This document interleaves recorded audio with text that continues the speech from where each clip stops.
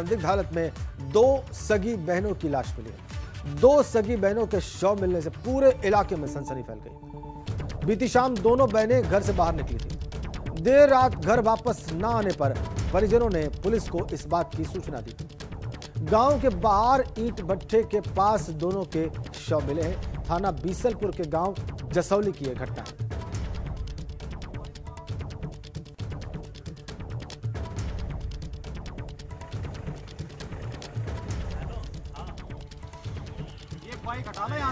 पीलीभीत से खबर, 2 सगी बहनों के शव मिलने से पूरे इलाके में सनसनी फैल गई है। बीती शाम दोनों बहनें घर से बाहर निकली थी।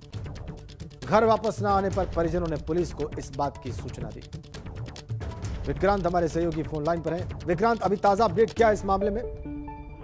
जी बिल्कुल बताना चाहेंगे। जिस तरीके से दो नाबालिग बालिकाओं को शव मिला है, जिसको लेकर एसपी मौके पर पहुंचकर घटनास्थल का मौका मुआयना कर दोनों शवों को पोस्टमार्टम के लिए भेज दिया। मामले की जांच पड़ताल शुरू कर दी गई। क्या कह रही है पुलिस? उसका शक किस बात पे है? तो बिल्कुल पुलिस अधीक्षक से जो बात हुई है उसका साफ तौर पर कहना है कि बच्चियों के गले पर जो चोट के निशान लगे हैं उसके तहत जांच पर कार्रवाई की जा रही है। मौका मुआयना कर लोगों से पूछताछ कर जांच की जा रही है। कहीं किसी तरीके की कोई हत्या या किसी तरीके से कोई अपराध अगर संदिग्ध पाया जाता है तो उसमें अपराधियों के विरुद्ध कार्रवाई कर पुलिस उनको जेल भेजने का काम करेगी। बहुत शुक्रिया आपका विक्रांत। घर वापस न आने पर परिजनों ने पुलिस को इस बात की सूचना दी। पुलिस अब जांच पड़ताल कर रही है। गांव के बाहर ईंट भट्ठे के पास दोनों के शव मिले।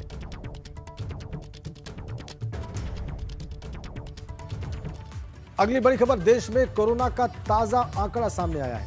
कोरोना की दूसरी लहर में पहली बार कम आंकड़ा हुआ है और एक दिन में 40,715 नए मामले रिपोर्ट हुए। 199 लोगों की पिछले 24 घंटे में कोरोना से मौत की खबर। यूपी में भी 24 घंटे में कोरोना के 542 नए मरीज मिले और एक्टिव केसेस की संख्या पहुंच गई है 3,396। तो कुल अगर आंकड़े देखे जाएं पूरे देश के, तो आंकड़े पहली बार दूसरी वेव में कम दिखाई दे रहे हैं पिछले दिन की तुलना में, लेकिन उत्तर प्रदेश में आंकड़े बढ़े हैं। पूरी दुनिया में त्राहिमाम मचा हुआ है कोरोना को लेकर। दुनिया में कोरोना के मामलों में तीसरे नंबर पर है भारत। अमेरिका और ब्राजील के बाद भारत में सबसे ज्यादा कोरोना मरीज हैं। देश में फिर से इसने रफ्तार पकड़ ली है। नए केसेस 40,715। अब तक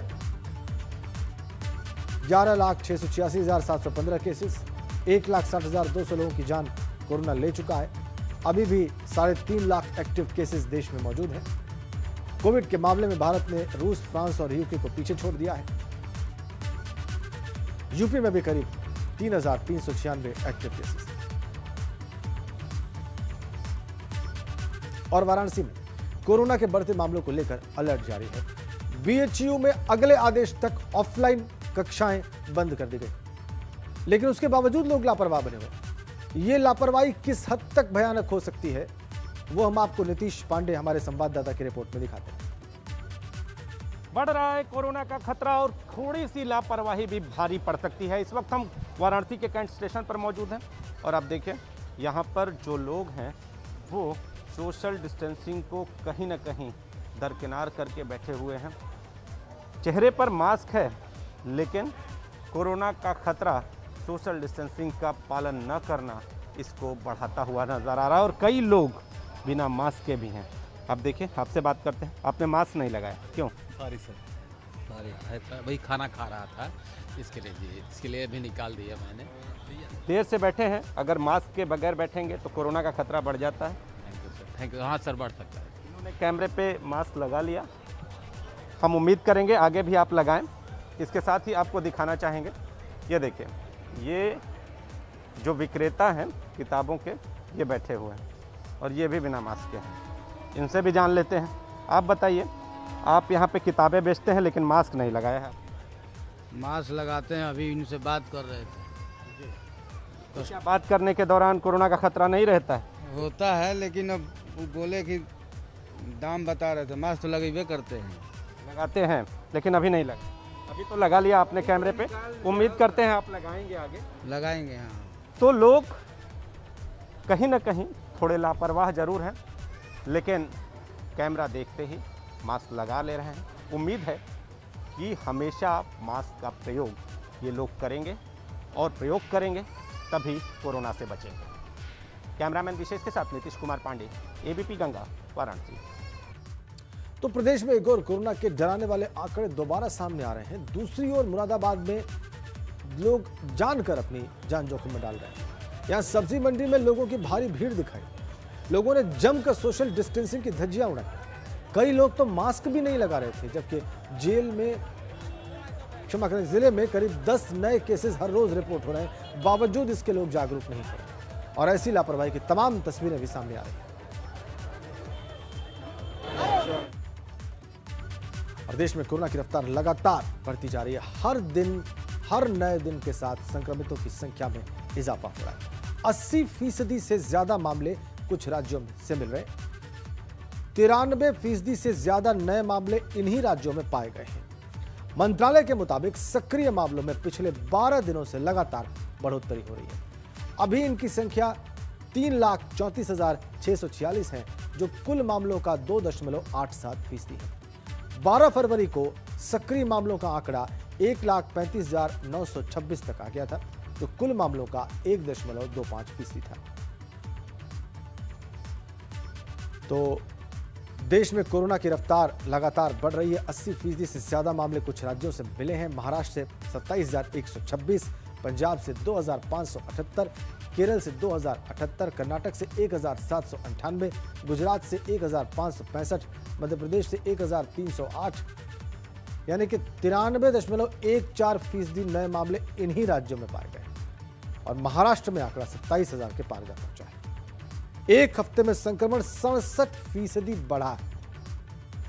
नवंबर के बाद सबसे ज्यादा केसेस रिपोर्ट हुए हैं। ठीक होने की दर भी घटी है।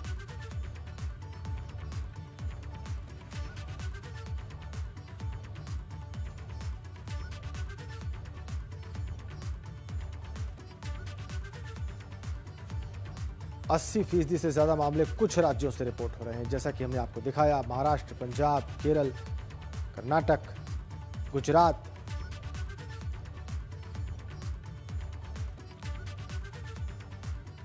तो कोरोना वायरस के प्रसार को रोकने के लिए ठीक एक वर्ष पहले 22 मार्च 2020 को प्रधानमंत्री मोदी की अपील पर लोगों ने जनता कर्फ्यू का पालन करते हुए घर से बाहर कदम नहीं रखते थे।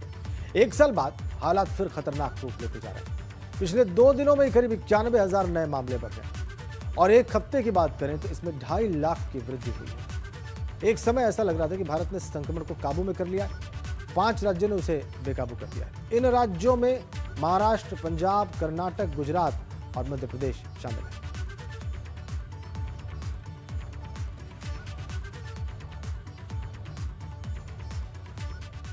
चलिए आगे बढ़ते। अयोध्या में बड़े सड़क हादसे की खबर है। इसमें 6 लोगों की मौत हुई है। सीएम योगी ने इस हादसे पर दुख जाहिर किया। 2 घायलों को अस्पताल में भर्ती कराया गया है। घायलों को हर संभव सहायता के अधिकारियों को निर्देश भी दिए गए। 2 रोडवेज बसों में से एक बस को पीछे से ट्रेलर ने टक्कर मार दी थी। कानपुर से बस्ती जा रही थी दोनों बसें। एक ही लेन पर रुकी हुई थी दोनों बसें।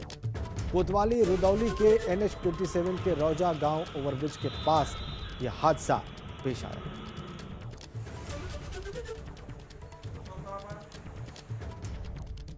और इसी हादसे से जुड़ी बड़ी खबर आपको दे दें।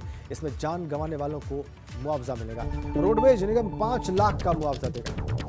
रोडवेज निगम को मुआवजा देने के निर्देश दिए गए हैं। 5 लाख का मुआवजा दिया जाएगा मृतक के परिवार के लोगों को और ये देगा रोडवेज निगम, जिसे ऊपर से आदेशित किया गया है कि वो ये मुआवजा देगा।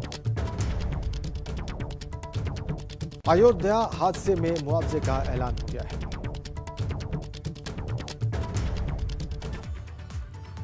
मिशन असम पर हैं सीएम योगी। असम के लिए वो रवाना हुए। असम में 3 चुनावी सभाओं को वो संबोधित करेंगे। उधारबाग, सिलचर और बोरखोला में सीएम जनसभाएं करेंगे। शाम 6:45 बजे मुख्यमंत्री योगी वापस लखनऊ लौटेंगे।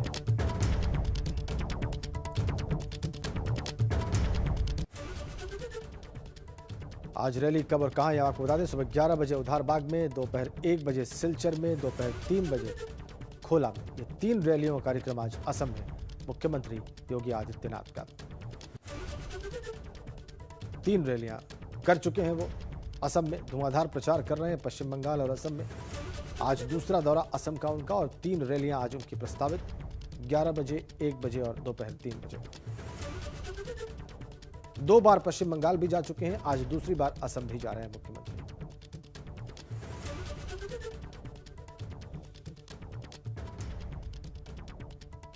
धुआंधार चुनाव प्रचार मुख्यमंत्री का इन चुनावी राज्यों में।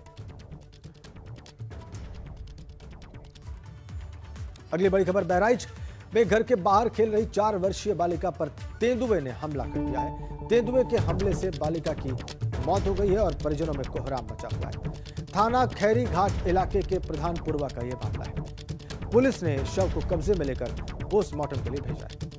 20 दिनों में तेंदुए ने 3 मासूमों को निवाला बनाया है और इस वजह से ग्रामीणों में दहशत है।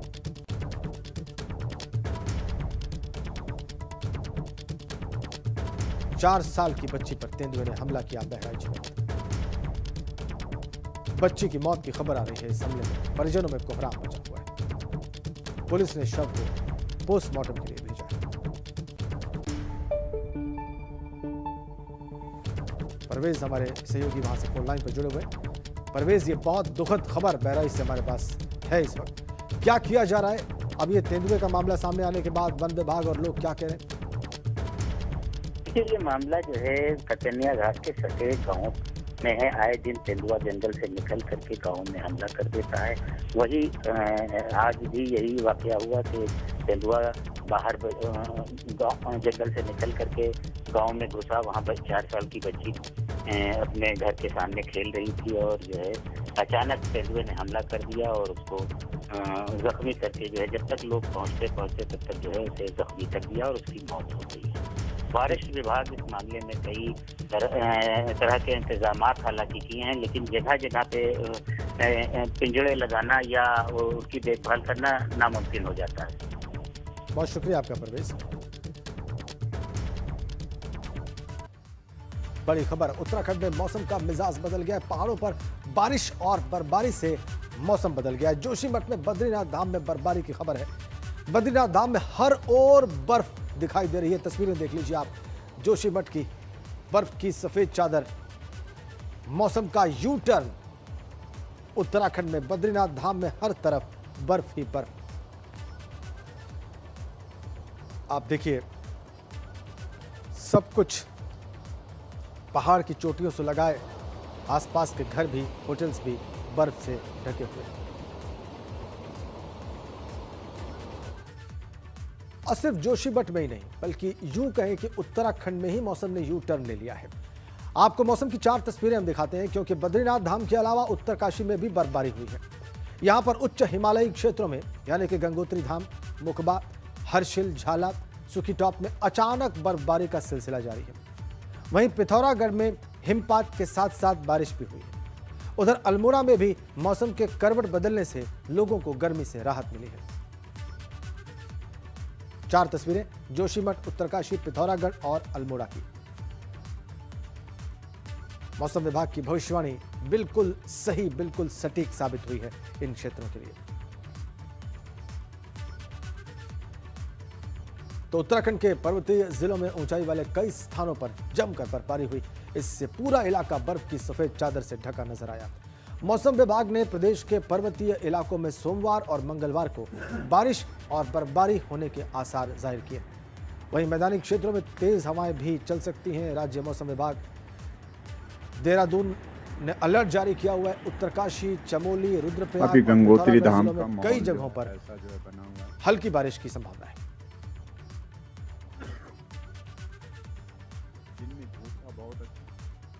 लेकिन 3 बजे से बर्फ गिरना शुरू हुआ। अभी पेड़ों पे भी चलिए आगे बढ़ते हैं। पहाड़ों की रानी मसूरी में एक बार फिर से मौसम ने करवट बदल ली है। सुबह के वक्त हुई हल्की बारिश से तापमान में जबरदस्त गिरावट दर्ज की गई और इससे लोग ठंड से बचने के लिए गर्म कपड़ों का भी सहारा ले रहे हैं। वहीं देश विदेश से मसूरी आने वाले पर्यटकों के लिए मौसम सुहावना है। पर्यटक मौसम का जमकर लुत्फ उठा रहे हैं। दरअसल निचले मैदानी इलाकों में गर्मी का मौसम शुरू हो चुका है।